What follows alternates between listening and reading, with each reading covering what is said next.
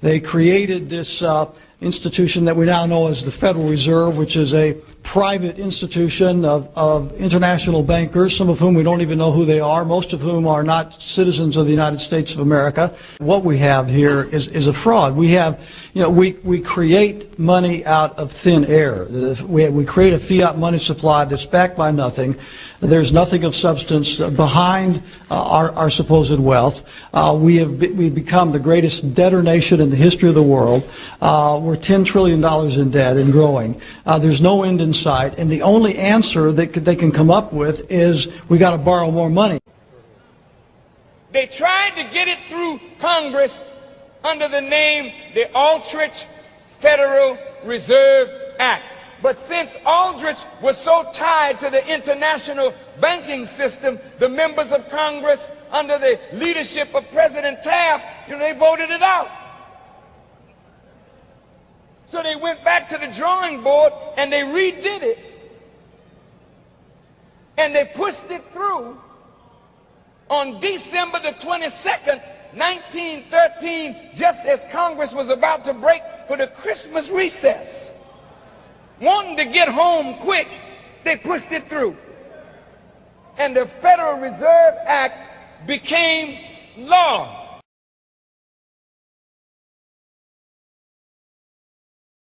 Admiral Blair, who I greatly respect, have labeled cybersecurity perpetrated through the internet as the #1 national hazard of attack on the homeland in West Virginia, in West Virginia, America, or anywhere else. So, I mean, it really almost makes you ask the question, would it have been better if we'd never invented the internet and had to use paper and pencil or what? It is a fearsome, awesome problem. Why in the world does the American government borrow money from the banks when they have the ability to create it themselves without borrowing it and paying interest on it? Why? And nobody can answer that question. Not one politician ever raises that. Why does the American government borrow money when they can create it without paying interest? The entire purpose of all these websites is to incite violent acts against the United States. Yeah. We got a first responsibility to protect ourselves. No society wants to provide so much freedom that it amounts to a kind of suicide pact. Right. And that's why I'm going to continue the pressure on Google and YouTube, and if necessary, see if we can come up with a law.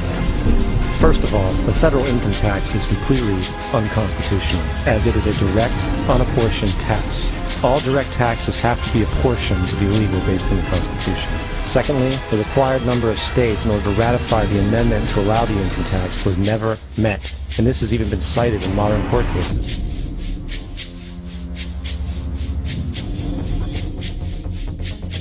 Third, at the present day, roughly 35% of the average worker's income is taken from them via this tax. That means you work 4 months out of the year to fulfill this tax obligation.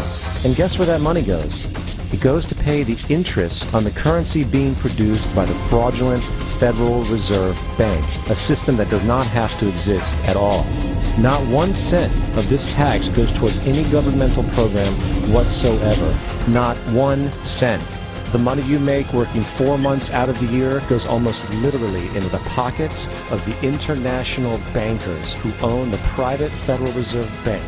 And fourth, even with the fraudulent government claim as to the legality of the income tax, there is literally no statute, no law in existence that requires you to pay this tax. Period.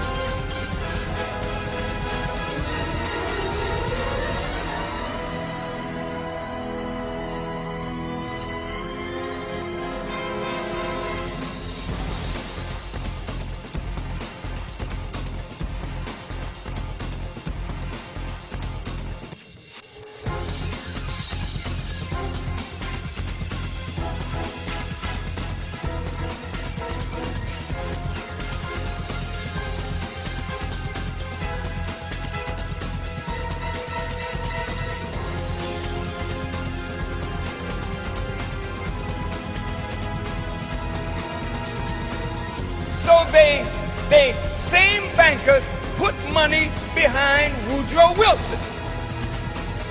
And Woodrow Wilson sold the American presidency to the international bankers.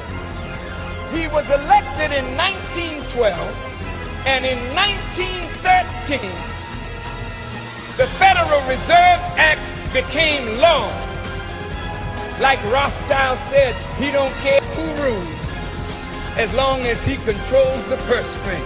Evil is evil. If you vote for one that you think is a little less, actually you get tricked into that. You think that you vote for a Republican to balance the budget, and they're worse than the Democrats. That's what the people are sick and tired of. You vote for the Democrats to end the war, and they expand the war as much as the Republicans. We go to overseas and fight wars to promote democracy. At the same time, we listen to these glib debates going on that's really irrelevant to these four important issues. We are now over $9 trillion in debt. And what solution are they offering? None. Nothing. You don't hear one word in these debates about the debt. Why? Because they're equally responsible and it's indefensible.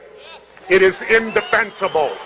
You can't get on debates, you can't get on the ballots, the parties are the same, there's really no choice in the system. We don't have good democratic process here.